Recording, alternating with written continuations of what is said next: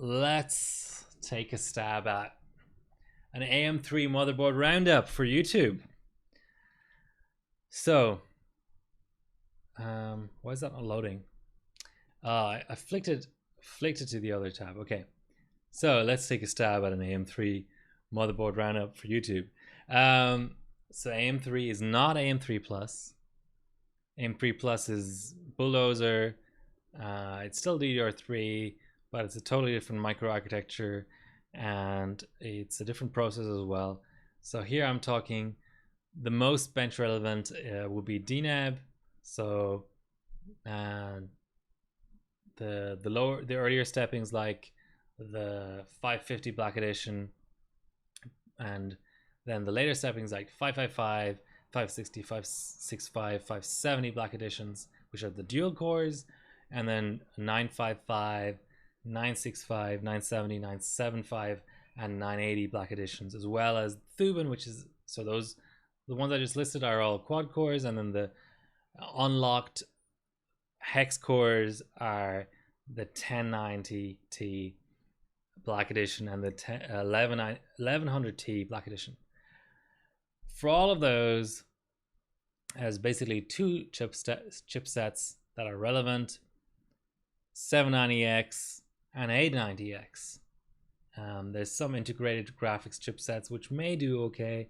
You can also run the AM3 Plus chipsets, but really, if you're trying to bench these full pod, all that stuff, these are the chipsets. And actually 790, it's interesting but not the best. But I'll still mention that it's hard to distinguish DDR2 from DDR3 boards, and you don't want to really be benching DDR2 on these chips. It will limit you in CPU North Bridge frequency, and then obviously any memory intensive benchmark. So you might think that W prime will be okay on a DDR2 board. Don't waste your time. I'm only gonna even list the DDR3 boards. So there's the Crosshair 3 formula, surprisingly hard to find, actually harder to find than the Crosshair 4 and the Crosshair 5, but it's a solid board. You've got a nice VRM here. You've got EPS 8-pin, which is not a given. Yeah, you've got your buttons here. You can obviously use diagnostic, little add-in card in the PCI slot.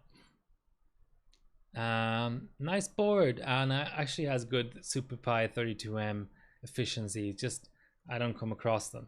If you can get it for a good price, it's worth picking up, but will you ever find it for a good price? I doubt it, even in Europe. Just to mention the Evo board as well. It's only got a 4-pin. Looks like an okay VRM, but I don't know. And also DRAM topology is a thing here. So the two, this might look like you would run slot 4 and slot 2, but actually you run slot 3 and 4 together to get dual channel. So the same thing on the Evo board. I've seen some okay scores on this board, but yeah, not really recommended. If you're really gonna pick up a 790FX board, then Crosshair is the way to go. Also no buttons here. And just to mention, there's also a Gigabyte DDR3 790 board. No buttons, no diag LED or anything. At least it's got the 8-pin. Still that sort of old style topology there. I don't know to what degree that holds back memory overclocking. I would suspect not, because these have crap IMCs anyway. But just for completeness sake, there's another Gigabyte board that also has an 8-pin. Don't know enough about this, but it's in the UD series, so it's probably pretty solid. The main 890FX, that's the main chipset. This board is glorious. I used to run this all the time. It has the new topology where you run slot 4 and slot 2. It's got voltage points. It's got buttons, and you use your diag LEDs. It's even got a clear CMOS on the back panel I/O. This is a beast of a board. It has a little fan in the VRM for cooling there, even though the VRM is pretty good. Probably the best multi-core, heavy multi-core. Certainly for 6-core, this is what I'd run. Not so strong. If you're into locked chips, you probably won't get as good BCLK out of it, but that's sort of a niche within a niche. Multi-core strong, not good SuperPi 32M efficiency. The formula is sort of a cut down version of that. Tag tells me he keeps killing formulas. You've got your relocated buttons. Still no diag LED, but no problem because of the PCI slot. Yeah, interesting board. I've seen good scores on it. It's sort of a poor man's Extreme. I wouldn't suspect that it's better at anything than the Extreme, but if you can pick it up, then pick it up, because it's still, you know, look, that VRM, a solid board. Where it gets really interesting is on the Gigabyte side. UD7, I sadly killed my, I think I had a Rev. Yeah, I had a Rev. How can I zoom into this damn thing? A Rev 4. I don't know. There's different revisions. You just have to be careful, because basically you've got your 2 outside slot topology here, and then you have your interleaved topology. They both have EPS 8 pins, of course. They both have PCIe slots galore. Both have the diag LED. This is the king of boards. I mean, I think for really heavy multi-core, because you don't have configurable LLC, whereas at least on the Crosshair Extreme you have a LLC on or off. I feel like the LLC, the droop, the fact that on the Extreme you have configurable VM switching frequency as well. So for multi-core stuff, I would say go Asus, but for all of the single-threaded stuff, PiFast, SuperPi 1M, SuperPi 32M, that kind of stuff, Geekbench, I would go Gigabyte. Just be cognizant of the fact that there's different revisions. The UD5 is pretty much just a slightly cut down, fewer PCI Express slot. UD7 still has the 8 pin.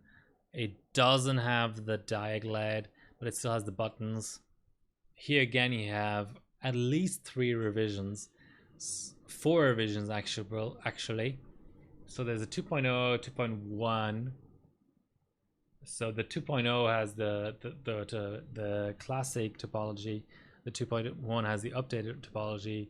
Then there's a version 3, which I would struggle to find the difference. Yeah, I don't know. And there's a revision 3.1. I would say go with the later revisions if you can.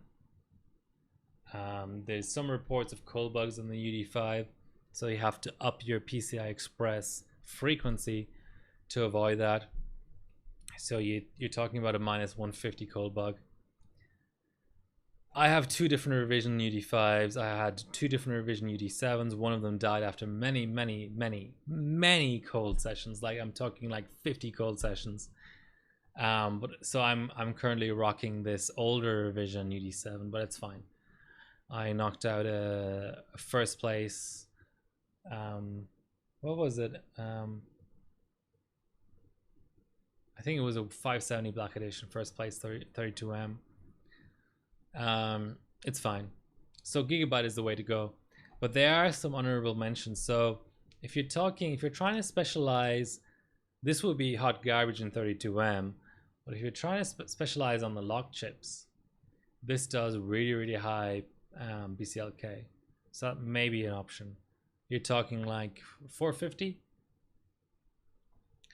On the Gigabyte, you have to get a certain IC of RAM in there, but the BioStar seems to do it regardless of what RAM you put in there.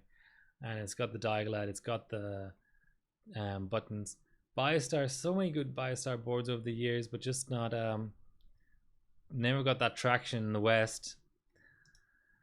And yeah, I mean MSI seems fine too. I wonder what that little analog dial down here does. But you've got your button, you've got two little analog dials. No debug LED for some reason, but it certainly looks competent with that VRM. Again, probably would struggle in 32M efficiency.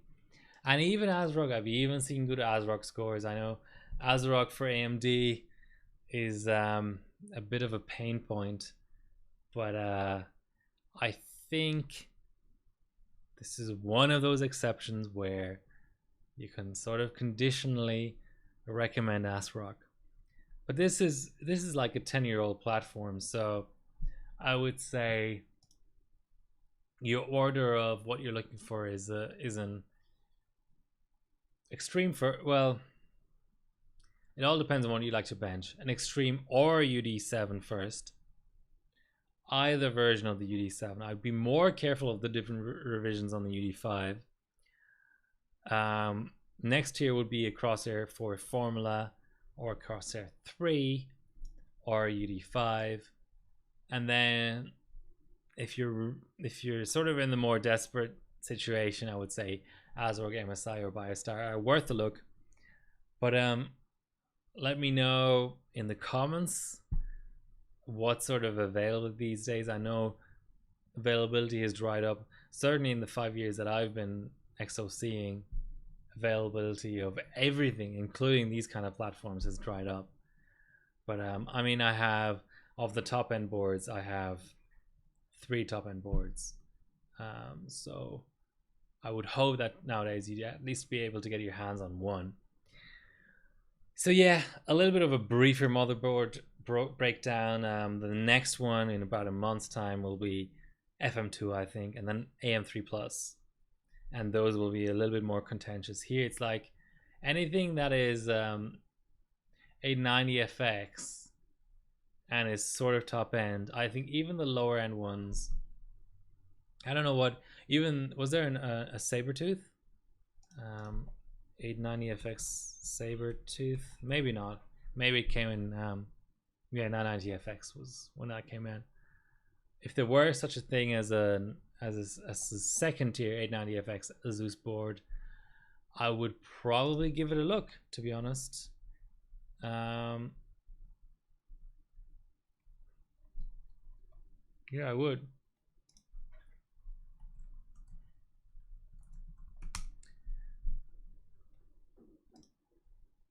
So I just got an 8.4 run out, by the way.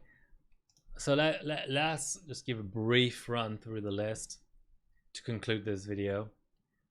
Wow, that's not right. Yes, the 890FX, 890 TD Pro and USB, those should be competent boards. UD5 and UD7 we already covered. Even the lower hand MSIs, GD65, or the first gen, should be fine too.